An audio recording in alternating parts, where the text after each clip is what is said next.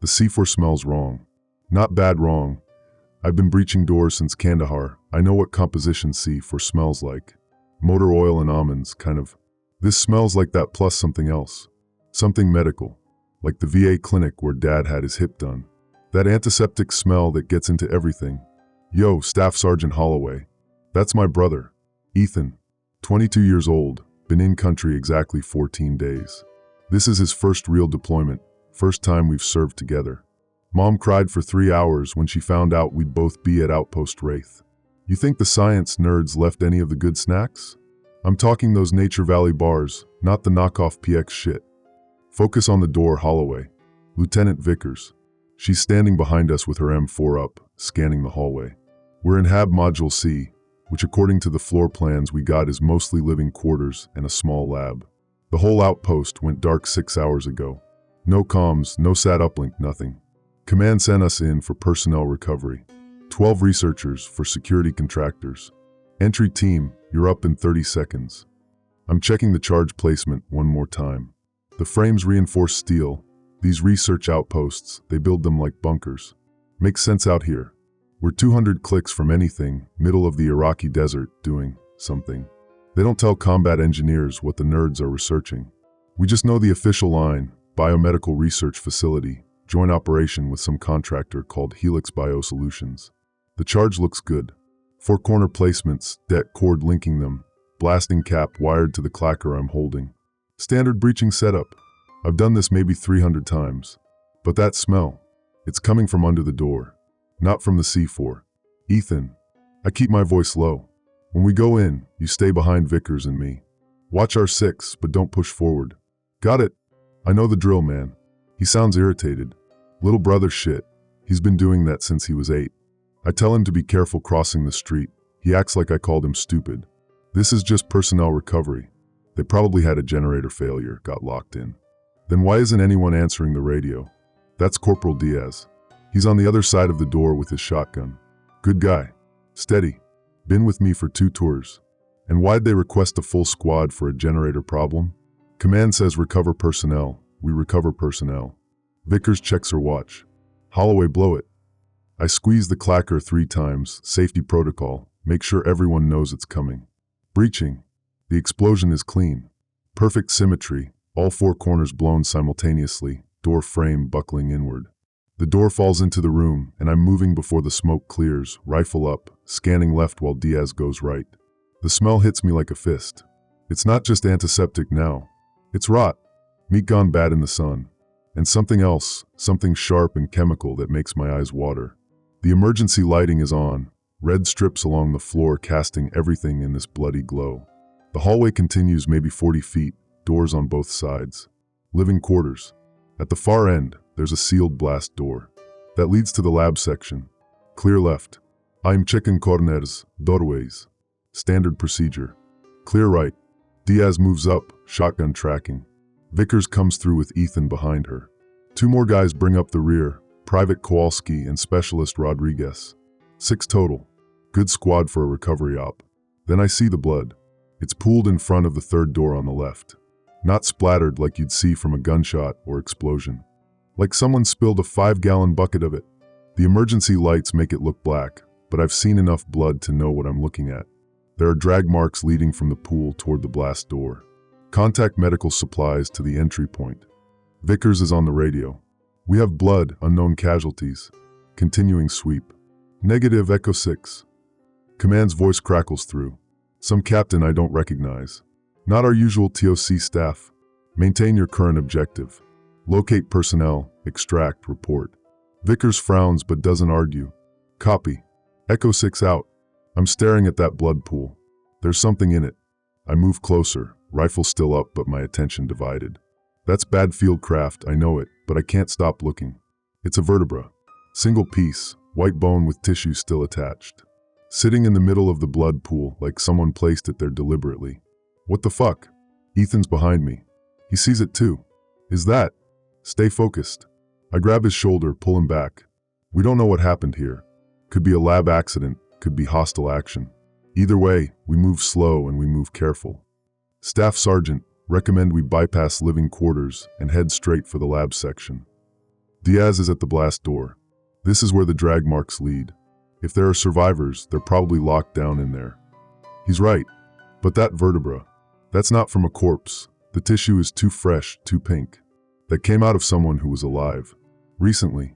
All right, we proceed to. Vickers stops mid-sentence. There's a sound coming from one of the side rooms. Second door on the right.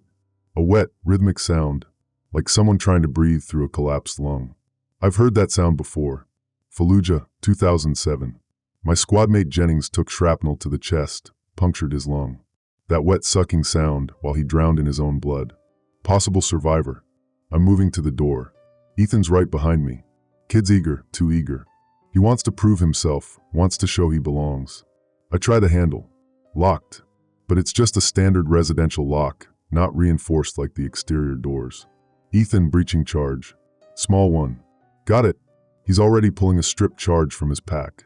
Fast hands, good technical skills. That's why they made him a combat engineer like his big brother. Our dad was Army too, 68W combat medic. Mom married a soldier, raised 2 more. She wasn't happy about it. The sound from inside the room changes. Gets louder. More urgent. Whoever's in there, they know we're coming. Ethan places the charge. Linear-shaped explosive, just enough to blow the lock without bringing down the door. Ready. Do it. Pop clean breach. The door swings open and there's a man on the floor. Late 30s, civilian clothes, Helix Biosolutions badge clipped to his shirt pocket. His name tag says Dr. Trevor Arnett. He's on his stomach, face turned toward us, and his eyes are wide. Terrified. His mouth is opening and closing, but no sound comes out except that wet sucking noise. His back is moving. Not like he's breathing. Moving like there's something under his skin. Rippling. I can see the bumps of his spine pushing up against his shirt, and they're shifting. Undulating. Like a snake trapped under fabric. Jesus Christ. Ethan backs up. What the fuck is that? Sir, we need to get you out of here. I'm moving forward, reaching for him. Can you walk?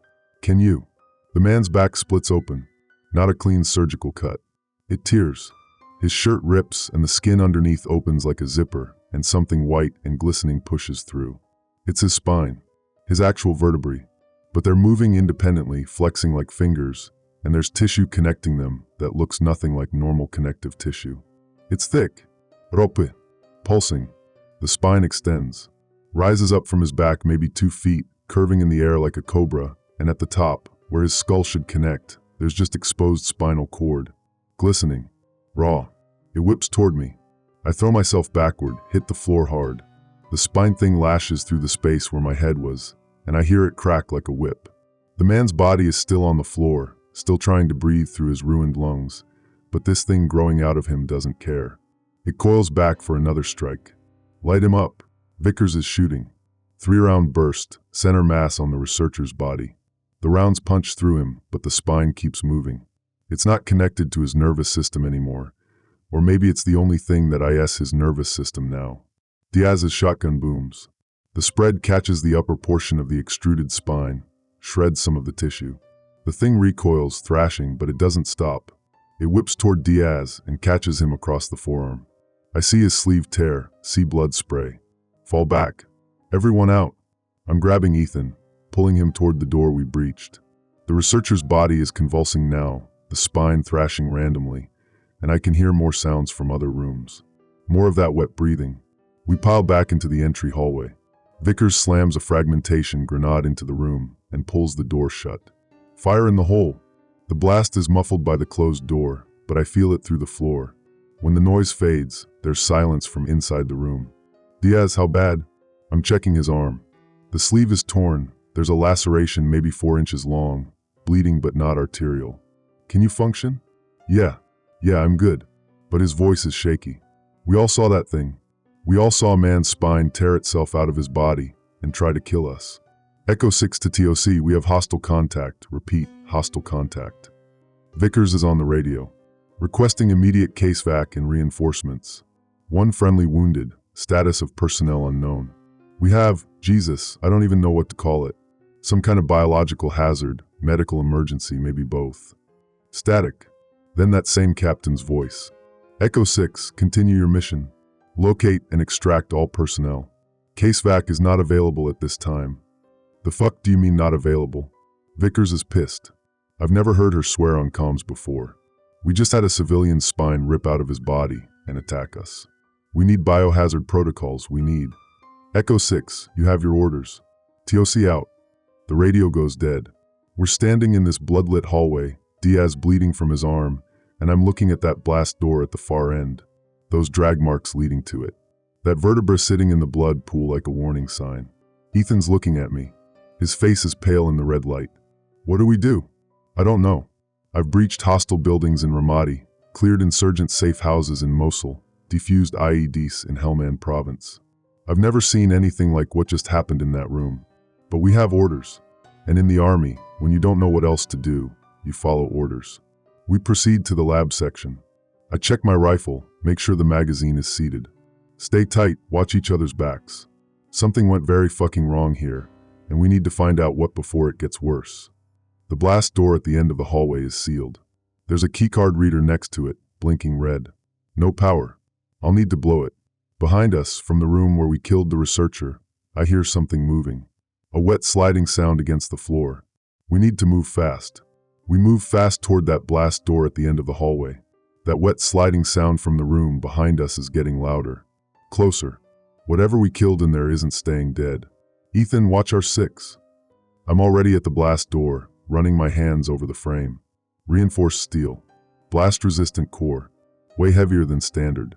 This is going to take more charges than usual. The blast door takes 4 charges instead of the usual 2. Probably rated for anything short of a direct artillery hit. These research nerds really didn't want anyone getting in, or anything getting out. Charges set. Everyone back. I'm running the det cord to the clacker, making sure the connections are solid. My hands aren't shaking. They should be shaking after what we just saw, but they're not. 20 years of training. Your body goes on autopilot when shit gets weird. Ethan, you're watching our 6, right? Yeah. He's got his rifle pointed back toward the living quarters. Nothing moving, but I keep hearing sounds. From the other rooms. I hear them too. That wet breathing. Coming from at least 3 different doors now. Whatever happened to Dr. Arnett, it's not unique. It's spreading. Or it already spread. Past tense. 6 hours since the outpost went dark. How long does it take for a spine to know? Not thinking about that right now. Breaching. I squeeze the clacker. The explosion is clean but loud as fuck in this enclosed space. My ears ring. The blast door buckles inward, hangs crooked on its hinges. Smoke fills the hallway. Vickers is already moving through, Diaz right behind her despite his injured arm. The lab section is bigger than I expected. We're in a corridor maybe 60 feet long, fluorescent lights flickering overhead. Not emergency lights, these are the main power system. So the lab has backup generators that the living quarters don't. Interesting. There are windows along the left side, looking into a large research space. Stainless steel tables, centrifuges, that weird equipment I don't have names for. No people visible. The floor is covered in paperwork. Scattered everywhere like someone knocked over a filing cabinet. I see medical charts, graphs with red lines trending upward, incident reports stamped confidential. Rodriguez, secure those documents. Vickers is all business. I want everything collected for intel analysis. Ma'am, you want me to stop and do paperwork while? Rodriguez gestures back toward the living quarters. While whatever the fuck that was is still back there. I want you to follow orders, specialist. Rodriguez grabs a document bag from his pack, starts shoveling papers into it. I'm watching the windows into the lab space, looking for movement. Nothing. But there's blood on some of the equipment. Handprints on the glass. Staff Sergeant Holloway. That's Diaz. He's at another door, this one marked security station. Found something. The security office is small. 4 monitors on a desk, all showing static except one. That one shows a frozen image of the main lab. I can see figures in the frame, researchers, I think, but they're not moving. The timestamp says it's from 48 hours ago. Can you get it to play? I'm leaning over Diaz's shoulder. Working on it. He's messing with the computer, mouse clicking. System's password protected, but okay, got it. Previous team must have left it logged in. The monitor flickers. Shows a menu screen. There are folders organized by date. Diaz clicks on one from 3 days ago. Footage starts playing. Black and white, no sound. The main lab. Researchers working at stations. Everything looks normal. Then one of them, a woman in a white coat, stops what she's doing, grabs her back. Other researchers turn to look at her. She collapses. The timestamp jumps forward. Now there are 4 researchers on the floor. Others are backing away. One of them is at a phone on the wall, probably calling for help. The woman who collapsed first is. Her back is moving, just like Dr. Arnett's. The other researchers see it, start running for the exits. Too late. The woman's spine tears through her coat. It's fast, way faster than what we saw with Arnett. The spine whips out, catches a fleeing researcher across the legs. He goes down. Diaz stops the playback. This happened 3 days ago? Keep playing. Vickers is watching over my shoulder now. I need to see everything. The footage continues. More researchers collapsing. More spines tearing through.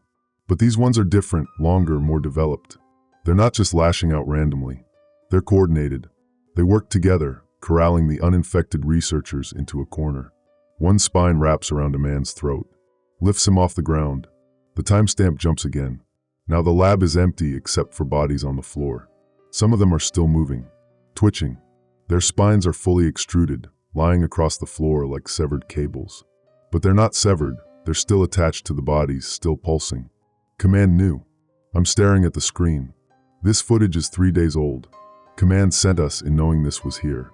We don't know that, but Vickers sounds uncertain. Maybe they didn't have access to the security feeds. Maybe. Echo 6, this is TOC. The radio crackles. What's your status? Vickers grabs her handset. TOC, we're in the lab section. We found security footage showing the infection, or whatever this is, started at least 72 hours ago. Why weren't we briefed on this? Echo 6, your orders are to locate and extract personnel. Maintain mission focus. We just watched people die on camera. People who've been dead for days. What personnel are we supposed to be extracting? Static. Then a different voice. Older. Gravelly. Echo 6, this is Colonel Reeves. You're looking for survivors in the lower levels. The containment labs. That's where anyone still alive would have locked themselves down. Understand? Lower levels. Nobody mentioned lower levels in the briefing. Sir, with all respect, we need to know what we're dealing with here. Vickers is choosing her words carefully.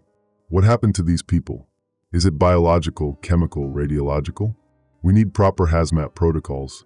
You have your orders, Lieutenant. Reeves out. The radio goes dead again. Fuck this. Rodriguez is still collecting paperwork, but he's moving faster now. Angry.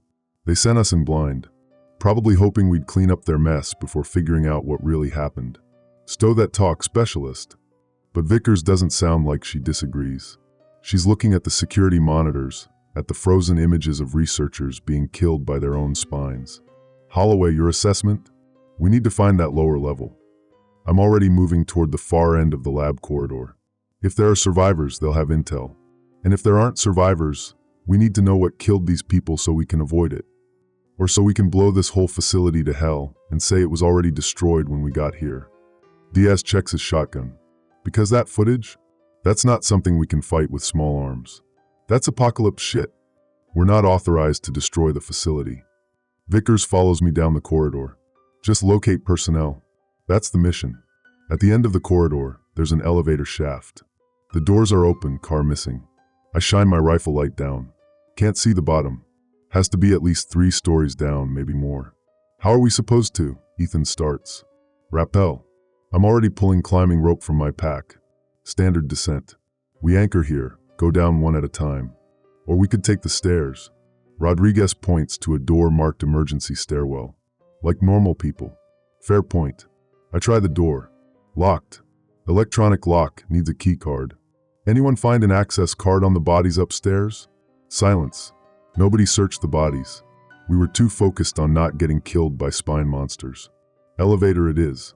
I start rigging the anchor point. Ethan, you're last down. Someone needs to guard the rope while everyone else descends. Why me? There it is again. That little brother defensiveness. I can go first. I'm certified on rope systems, same as you. Because I said so.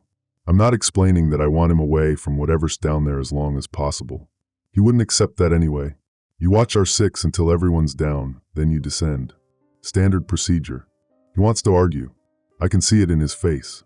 But Vickers is watching us, and he's not going to question orders in front of the LT. The rope anchor holds solid. 100 feet of climbing rope, military grade. Should reach the bottom of the shaft, assuming it's not deeper than that. I clip in, start backing toward the elevator shaft opening. See you at the bottom. I step off into darkness. The descent is smooth. I'm using a figure-8 descender, controlling my speed. My rifle is slung across my chest, flashlight mounted on it casting a circle of light down. The elevator shaft walls are concrete. Every 20 feet or so, I pass a closed elevator door. Sublevel 1, Sublevel 2, Sublevel 3. The shaft keeps going. I reach the end of the rope. Look down. There's maybe another 15 feet to the bottom. I can see the elevator car. It's crumpled, like it fell from the top. The doors are buckled outward. Something forced them open from the inside. Holloway, you at the bottom? Vickers' voice echoes down the shaft. Negative. Rope's about 15 feet short. I'm dropping the rest of the way. Copy. We're sending Diaz next. I unclip, fall the remaining distance. Land hard on the crumpled elevator roof, roll to absorb impact. My ankle protests but holds. I move to the side, clear the landing zone for the next guy. The air down here is different. Colder. And that smell, the medical antiseptic smell, is stronger. Almost overpowering. My light sweeps across the shaft floor. There are drag marks. Blood trails. Leading away from the elevator car toward a door marked Sublevel 4. Containment. Diaz lands next to me. Then Rodriguez. Then Vickers. We're all down except. Ethan, you're up. I call up the shaft. Take it slow. Copy. His voice is distant. I see his boots appear at the top. Watch him start his descent. Good form. Controlled. He's been practicing. That's when I hear the sound from behind the containment door. Not the wet breathing this time. This is different. Scratching. Like fingernails on concrete. Lots of fingernails. Weapons up. Vickers has her rifle trained on the door. What's behind there? Containment labs, according to the sign. I'm checking the door. It's sealed, but there's a manual release lever. Red handle marked emergency override. Could be survivors trying to get out. Could be. But Diaz doesn't sound convinced. Or could be more of those things. Locked down here where they can't get topside. The scratching gets louder. More urgent. Then I hear a voice. Muffled by the door, but definitely human. Help! Someone help us. A survivor. That's what we came for. Ethan drops the last 15 feet. Lands next to me. We going in? Yeah. I grab the emergency override lever. Stack up. Standard entry. Whatever's in there, we go in fast and hard. We form up. Vickers at point, me right behind her, Diaz and Rodriguez covering, Ethan at the rear. My hand is on the lever. On 3. 1, 2.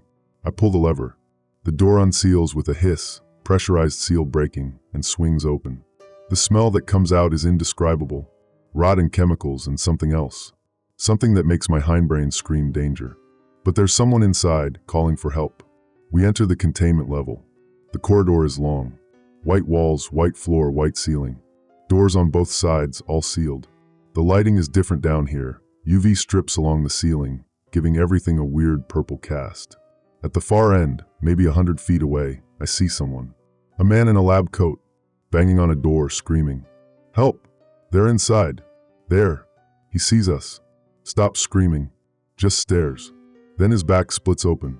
Contact! Vickers opens fire. 3-round burst. The researcher goes down. But his spine is already extruding. Faster than any we've seen upstairs. This one is fully developed in seconds. 5 feet of articulated vertebrae with glistening cord tissue connecting them. And this one isn't alone. The sealed doors along the corridor start opening. Not unlocking, breaking. Forced open from the inside. I see figures in lab coats stumbling out. All of them have their backs torn open. All of them have spines extending like whips. Fall back. I'm pulling Ethan toward the door we just came through. Everyone out. But the door behind us is closing. Electronic seal re-engaging. I hear the hiss of the locks cycling. We're trapped down here with them. Side room. Now. Vickers kicks open the nearest door that's still closed. It's a lab, microscopes, refrigerated cabinets, computer workstation. We pile in. Rodriguez and Diaz drag one of the steel tables across the doorway. Won't stop those spines, but it might slow them down. How many? I'm counting in my head. Saw at least 7 doors open. Maybe more. Too fucking many. Rodriguez is breathing hard. We need to get topside. Call for extraction. With what? Vickers shakes her radio. No signal down here. Concrete and steel, we're in a bunker. The scratching sound is everywhere now. Not just from the corridor, from the walls, the ceiling, like there are things moving through the ventilation system.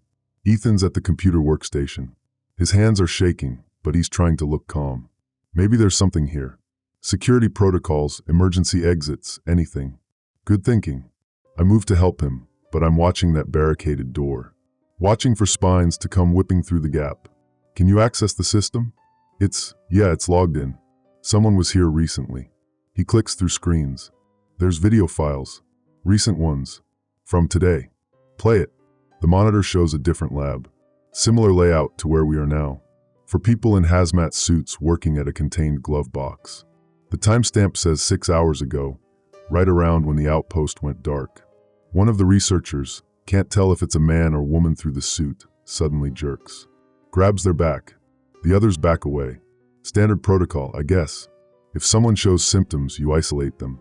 But there's no isolating this. The researcher's hazmat suit bulges. Then splits. The spine comes through the suit material like it's paper. This one is different though. More developed.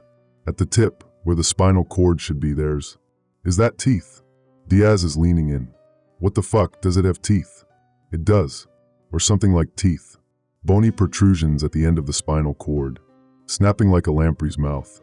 The spine lunges at another researcher, those teeth latching onto their hazmat suit. Tears right through. The researcher stumbles backward, crashes into the glove box. The containment seal breaks. I see mist pour out, some kind of aerosol. The 3 uninfected researchers run for the door. One makes it out. 2 collapse before they reach it. The video continues. The 3 collapsed researchers start convulsing. Their backs split. More spines. But these ones are faster. They develop in maybe 30 seconds. And they're working together. Coordinated. Like they share one mind. That's what happened. Ethan's voice is quiet. Containment breach. Whatever they were studying, it got out. Went through the ventilation to the upper levels. Which means it's airborne. Vickers is checking her gear. We've all been breathing it. Since we entered the facility. Nobody wants to say what we're all thinking. How long until our backs split open? How long until we're like Dr. Arnett, like these researchers? There. Rodriguez points at the screen. The video has advanced. One of the infected researchers is at a computer terminal, typing. What's he doing? They can still operate computers? Ethan clicks through to another file. It's a text document. Incident report, classified. He opens it. I read over his shoulder. Subject exposure to agent spine. 7 results in rapid colonization of central nervous system. Timeline, 4 to 6 hours from exposure to initial manifestation. 12 to 18 hours to full development. Spinal cord converts to autonomous predatory organism while maintaining minimal host brain function. Previous teams, October sweep 6 Kia, November sweep 4 Kia 2 infected. Recommend facility termination and cover story Alpha 9. Previous teams. I'm reading it again, making sure I'm seeing this right. They sent other squads in before us. Those squads died. Command knew. Or got infected. Diaz checks his watch. How long have we been inside? 2 hours. Hour 40. But that means we have maybe 2 hours before symptoms start. If we were exposed. If the air down here still has active agent. Wait, there's more. Ethan scrolls down. Look at this. They have a treatment protocol. Something about spinal column removal before the organism fully develops. There's a surgical suite on sublevel 3. Great, we'll just cut our own spines out. Rodriguez laughs, but it's not funny. That's insane. It's better than turning into those things. Vickers is looking at the barricaded door. The scratching has stopped. That's worse somehow. Silence means they're waiting. Planning. Holloway, how do we get to sublevel 3? We'd have to go back through the containment corridor. Past all of them. I'm looking at the vent covers. Standard 12-inch square ducts. Too small for a person to crawl through. Unless there's another way. Ethan clicks through more files. Pulls up a facility schematic. Maintenance tunnel. Runs parallel to the main corridor. Access point is. He traces his finger across the screen. Shit. Other side of the containment labs. We'd have to cross through them anyway. Then we fight through. Vickers checks her magazine. We came down here to extract personnel. If there's a treatment option, we take it. We get to sublevel 3, secure the surgical suite, and figure out who's infected. Ma'am, what if we're all infected? Rodriguez isn't challenging her. He's genuinely asking. What if it's already too late? Then we deal with that when we know for sure. She's loading a fresh magazine. Right now we have 2 hours. Maybe less. We move fast, we might make it. I'm looking at Ethan. He's staring at the computer screen. At the incident report. At the casualty numbers from the previous sweeps. We should split up. His voice is quiet. Increases our chances. Some of us go for the surgical suite. Others make for the elevator shaft. Try to get topside and call for real extraction. Negative. I don't even hesitate. We stay together. That's how we survive. That's how we all die. He turns to look at me. You know it's true. 6 of us moving through those corridors, we're a big target. But if we split 2 and 4 or 3 and 3, we're faster. Harder to corner. He's not wrong. Tactically, splitting the squad makes sense. Gives us better odds that someone survives. But I'm not leaving my little brother down here. Not happening. Ethan. Staff Sergeant, he's right. Diaz is wrapping his wounded arm tighter. The laceration from earlier. We split up. Half the squad goes for the surgical suite, half goes topside for extraction. Whoever makes it calls for reinforcements. Who decides who goes where? Rodriguez is looking between us. Because I vote for topside. Fuck the surgical suite. Fuck this whole facility. I'll decide. Vickers cuts through the argument. Holloway, Diaz, and Private Kowalski, you 3 head for sublevel 3. Get to that surgical suite, secure it, see if the treatment protocol is viable. Rodriguez, Ethan, and I will make for topside. Get comms working, call for casevac. No, I'm already shaking my head. Ethan comes with me. He's assigned to my element, Staff Sergeant. Vickers isn't asking. We need his technical skills if we have to bypass any security doors getting topside. I can handle security doors. He's 22 years old and a combat engineer same as you. She's not backing down. He goes with my element. That's final. Ethan is looking at me. I can see the conflict in his face. Part of him wants to stick with his older brother. Part of him wants to prove he doesn't need protecting. It's okay. He says it quiet. I can do this. Ethan, I'm good. Really. He stands up. We have comms plan Charlie, right? Check in every 15 minutes. If one element gets in trouble, the other responds. That's the plan. Standard operating procedure. But every instinct I have is screaming at me that splitting up is wrong. That I need to keep eyes on my brother. All right. I don't know what else to say. Orders are orders. 15-minute check-ins. And Ethan, you stay behind Lieutenant Vickers at all times. You're not breaching any doors solo. You're not taking point. Got it? Got it. He bumps fists with me. See you topside. Vickers moves the barricade table. Cracks the door open. The corridor outside is empty. No movement. No sound. Echo elements move out. Rodriguez and Ethan follow Vickers into the corridor.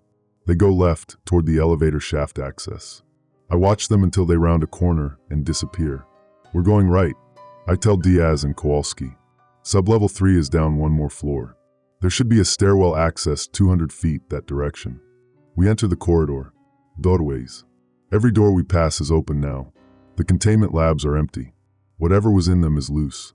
The stairwell door is marked authorized personnel only. I don't have authorization, and I don't care. I place a small breaching charge on the lock. Clear. Pop. The door swings open. The stairwell is dark. Emergency lighting only. Red strips every 10 steps. We start down. Sublevel 4 to sublevel 3. Should be 1 flight. Maybe 40 steps. But halfway down, I hear something above us. In the stairwell we just left. Footsteps. Multiple. Moving fast. Double time. We're running now. Hit the sublevel 3 landing. There's another door. Sealed. I'm setting another charge when Diaz grabs my arm. No time. Look. I look up. See shapes coming down the stairs. Researchers. Or what's left of them. Their spines are fully developed. 5 feet long. Whipping through the air as they descend. Moving faster than any human should move. Not walking. The spines are pulling them along. Dragging their bodies. Blow it now. Diaz is shooting up the stairwell. His shotgun booms. One of the creatures drops. But there are more. So many more. I squeeze the clacker. The door blasts inward. We're through. Diaz grabs a fire extinguisher from the wall. jams it in the doorway. Won't hold them long. Nothing will. We're in sublevel 3. Medical wing.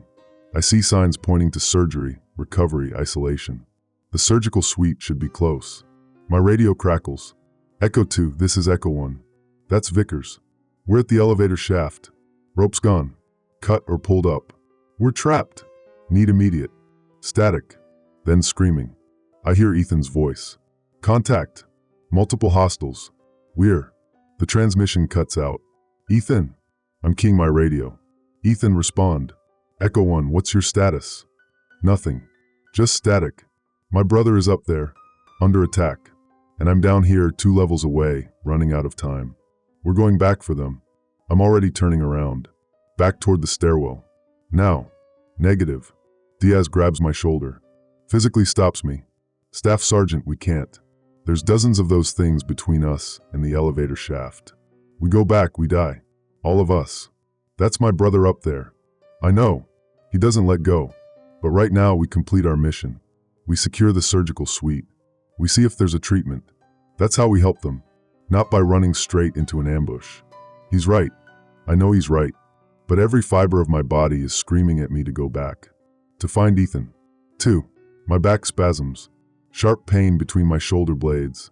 Like someone stuck a knife in my spine. Oh fuck. Kowalski sees my face. Are you? But I'm not fine. The pain hits again. Worse this time. I grab the wall for support. We need to move. Where's the surgical suite? We follow the signs. Surgery straight ahead. The corridor is clean. Too clean. Like someone scrubbed it with industrial bleach recently. That antiseptic smell is overwhelming down here.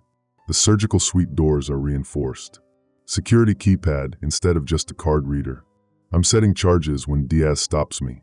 Wait, look at the keypad. He points. Someone punched in a code recently. The buttons are worn. 3774. I try the combination. The door clicks. Unlocks. We're in. The surgical suite is state-of-the-art. Better than any field hospital I've seen. Multiple operating tables, robotic surgical arms, imaging equipment that probably costs more than my house. And in the corner, there's someone in a hazmat suit working at a computer terminal. Don't move. I've got my rifle up. Identify yourself. The figure turns. Through the faceplate, I see a woman. Late 40s, gray hair pulled back. She pulls off the hazmat hood. Thank God. Her voice is hoarse. I've been down here for 18 hours. Heard the explosions. Thought maybe someone finally came. I'm Dr. Patricia Kimball, Helix Biosolutions project lead. How many others are alive? Vickers said to locate personnel. Here's personnel.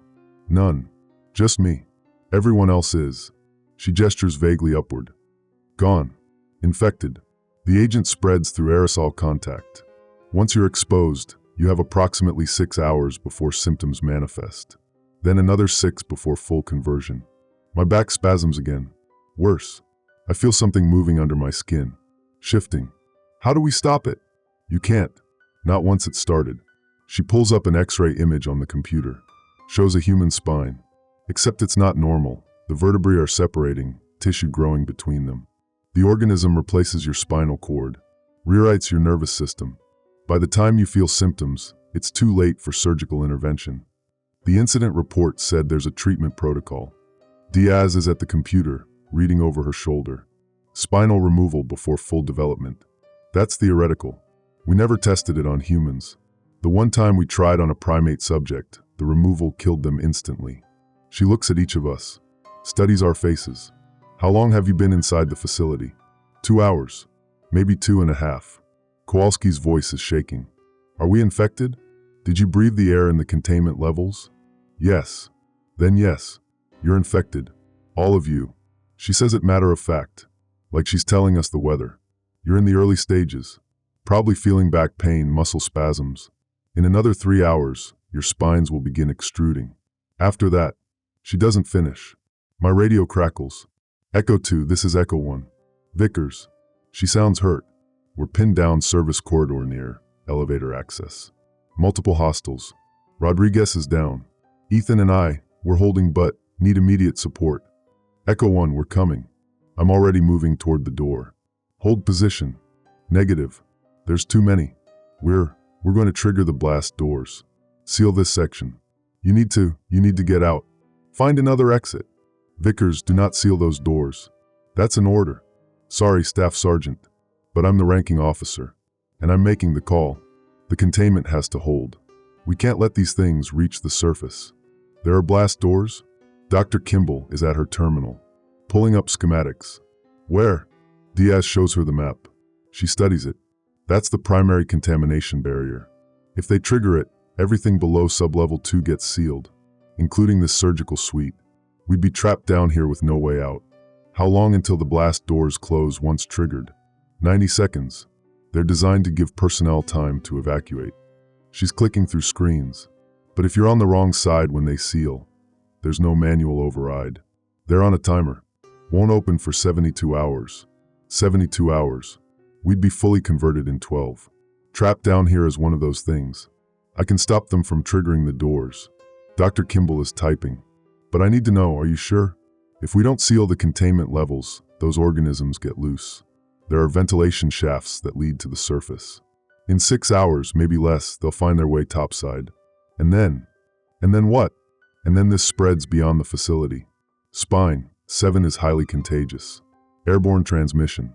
If even one infected individual reaches a populated area, we're looking at a pandemic. Millions dead within weeks.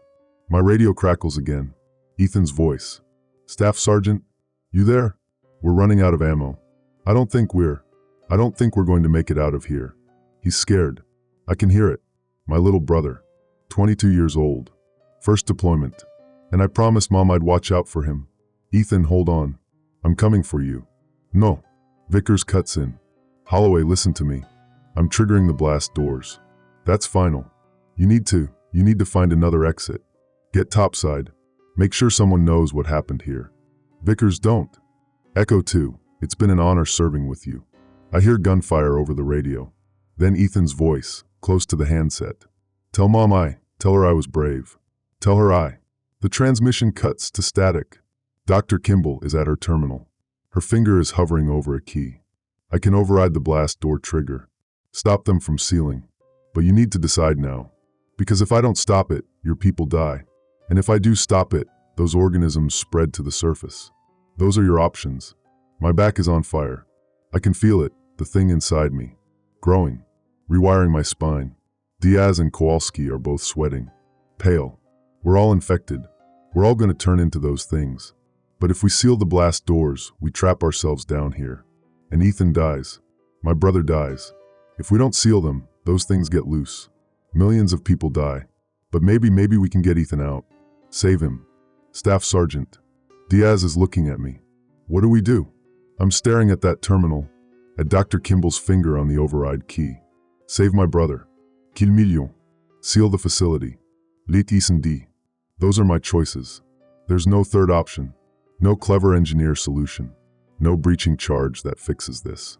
My radio crackles one more time. Vickers' voice. Faint. Blast doors triggering in 30 seconds. God, help us. 29 seconds to decide.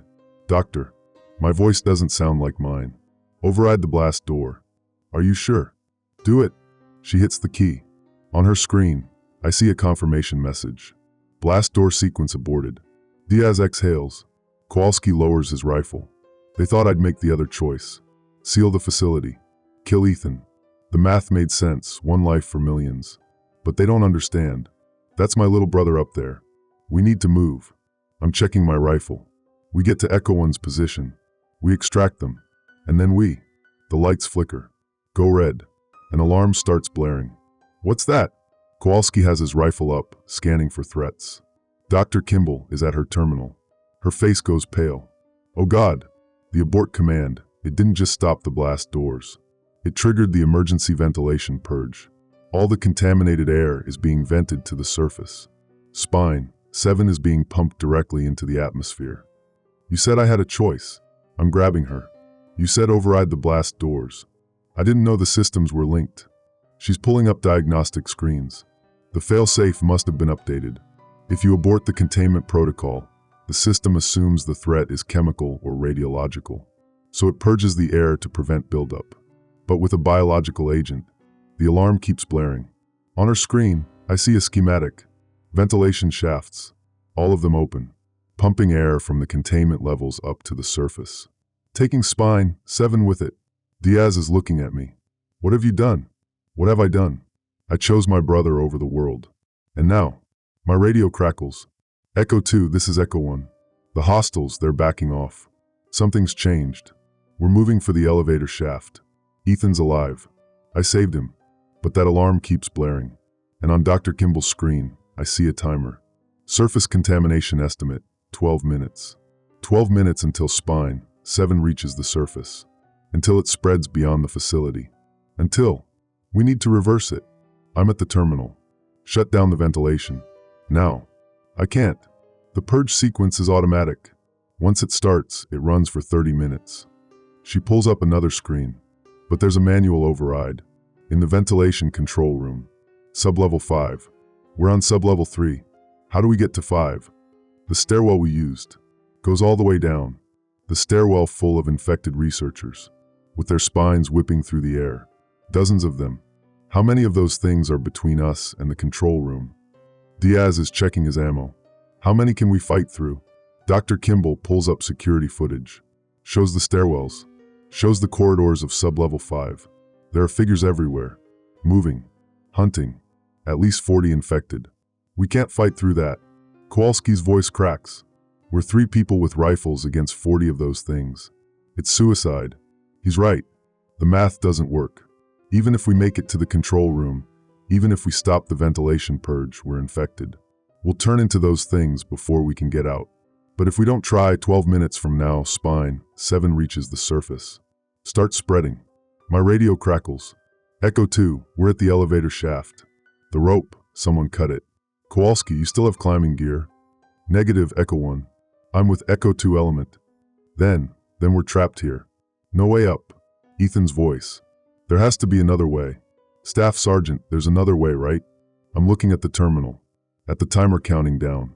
At the security footage showing all those infected between us and the control room. There's no other way. I saved my brother. But I killed the world doing it. Ethan, I key my radio. I need you to listen to me. Find a room. Secure it. Lock yourself in. And whatever happens, whatever you hear on the radio, stay there. Understand? What? No. We're coming to you. That's an order, Holloway. Lock yourself down. Now. I turn to Diaz and Kowalski. We're gonna sublevel 5. We're stopping that ventilation purge. We'll never make it. But Diaz is already checking his shotgun. But fuck it. Let's go.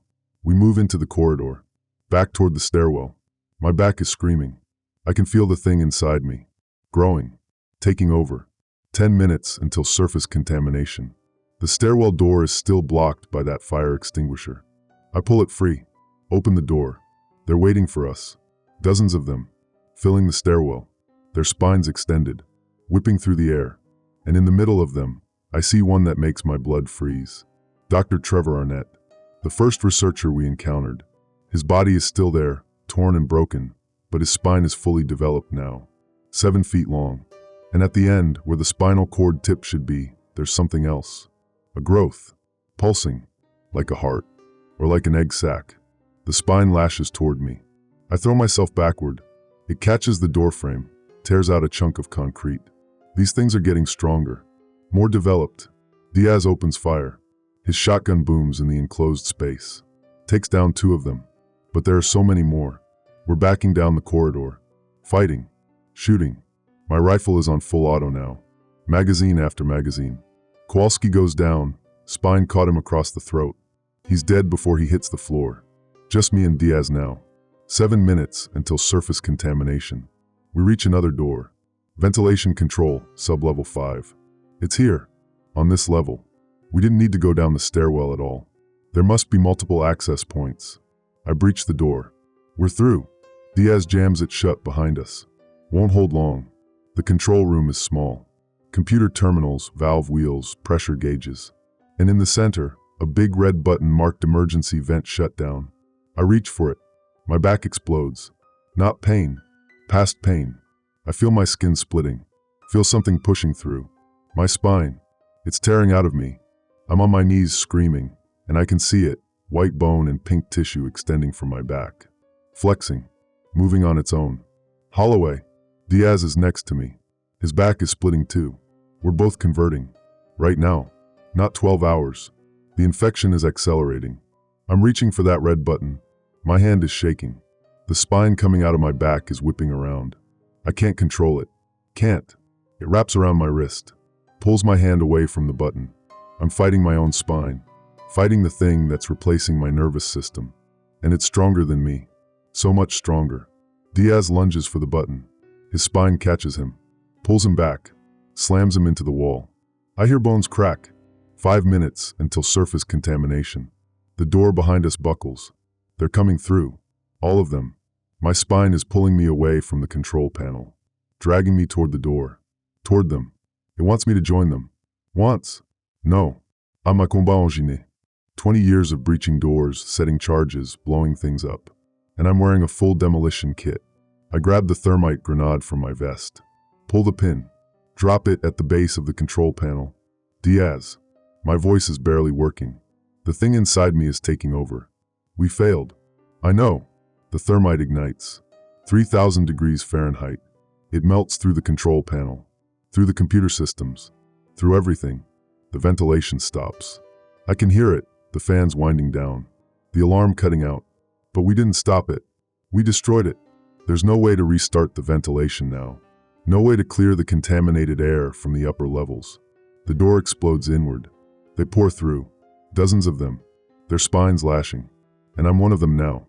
I can feel it. My spine is fully extended. 7 feet of bone and tissue. Moving on its own. And it feels right. Natural. My last human thought. I saved Ethan. But I killed everyone else. The thing that used to be Staff Sergeant James Holloway turns toward the door. Toward the other infected. My spine whips through the air. And I can't remember why I was trying to stop this. I wake up in a medical tent. Fort Hood, Texas. 17 days after Outpost Wraith. They tell me I was conscious for the extraction. Screaming. Fighting the medical team. Took 4 MPs to hold me down while the surgeon cut the spine out of my back. I don't remember any of it. Last thing I remember is the thing inside me taking over. The feeling of not being human anymore. Then nothing. Then waking up here. They cut the spine out of me. Emergency surgical extraction. They got to me within the 12-hour window, barely. Diaz too. We're the only survivors from Echo Squad. Ethan didn't make it. They found his body in a storage room on sublevel 2. Locked himself in like I told him to. His back was split open. Spine fully extended. They had to burn the body. Protocol. Mom won't talk to me. Dad either. They got the official report. LT Vickers triggered the ventilation purge. I tried to stop it, failed. The facility was sterilized with thermite charges and collapsed. Heroic effort. Tragedy. Awards pending. They don't know I made the choice. They don't know I chose Ethan over the containment protocol. They don't know I killed the world, trying to save my brother. The thing is, the ventilation purge didn't spread spine, 7 topside. Not really. The filters caught most of it. Surface contamination was minimal. They evacuated a 6-mile radius, scrubbed everything with bleach and fire. 14 local nationals showed symptoms. All terminated. Outbreak contained. So Ethan died for nothing. I chose him, destroyed the facility trying to save him, and he died anyway. And the world didn't end. Just 14 people plus my entire squad. I sit in this tent. They have me doing physical therapy. Range of motion exercises. The surgical scar runs from my neck to my tailbone. 47 staples. They took out 3 vertebrae, L3 through L5, replaced them with titanium cage implants. I can walk. Can't run. Can't do a proper breach anymore. Can't wear body armor without the weight making my back seize up. I'm being medically discharged. 20 years of service. Done. Diaz is in the tent next to mine. He has the same scar. Same implants. He won't look at me. Hasn't said a word since they pulled us out. The doctors think it's PTSD. Selective mutism. Trauma response. I know better. He remembers. He knows what I did. What I chose. Colonel Reeves visited 3 days ago. Brought classification papers. Made me sign a stack of NDAs. Told me the official story. Vickers was the hero. I followed orders. Everyone did their duty. He looked at me like he knew. Like he could see straight through the lies. You made a choice down there, Holloway. He said it quiet. A lot of men would have made the same choice. Family over mission. That's human nature. I killed my brother. No, the infection killed your brother. You tried to save him. That's what brothers do. But I see Ethan's face every time I close my eyes. Not the thing he became. The moment on the radio, when he said, "Tell Mom I was brave." He thought he was dying for something. Thought the containment mattered. Thought I was following protocol. He didn't know I'd already broken containment trying to save him. The medical staff keep asking if I want to talk to the chaplain. Or a therapist. Someone to help me process. They use that word, process. Like grief is a system you can engineer. Find the weak points, set the charges, blow through it. There's no breaching grief. It just sits there, immovable. I got a letter from Mom yesterday.